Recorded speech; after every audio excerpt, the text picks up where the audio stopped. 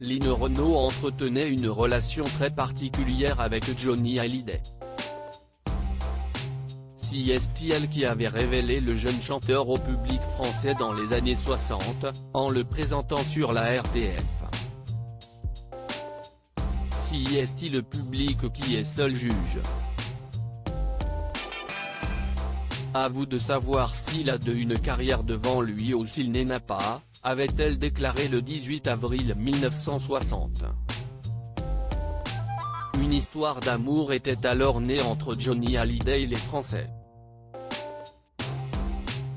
Si le rocker, décédé dans la nuit du 5 au 6 décembre d'un cancer des poumons, considérait Lynn Renaud comme sa marraine, la comédienne de 89 ans, qui n'a jamais eu d'enfant, voyait en lui un fils. Très affectée par la mort du chanteur, Lynn Renaud n'a pu contenir ses larmes lors de son intervention matinale, en direct, sur Nous.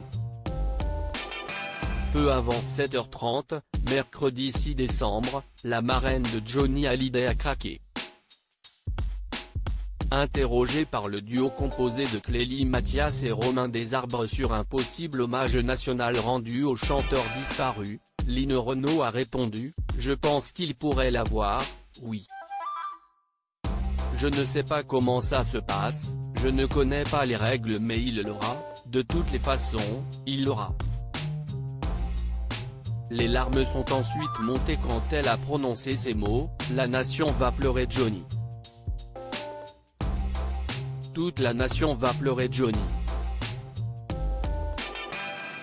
La comédienne a alors poursuivi en évoquant son dernier dîner avec Johnny Hallyday, il y a un mois et demi, auquel le comédien et humoriste Danny Boone et le président de la République Emmanuel Macron avaient été conviés. Il était très pudique, il n'allait pas montrer dans quel état il était. À chaque dîner, Johnny était présent, le Johnny qu'on aime.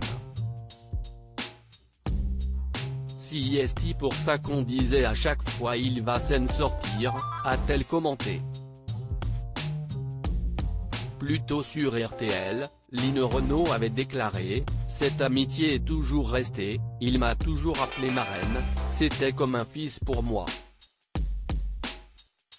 Elle avait évoqué le vaillant combat mené par le chanteur contre le cancer et le soutien indéfectible de son épouse Laetitia, il s'est battu jusqu'au bout, il ne voulait pas baisser les bras. Il a été tellement bien soutenu par Laetitia, c'est un ange sur terre, c'est une femme tellement amoureuse, comme au premier jour.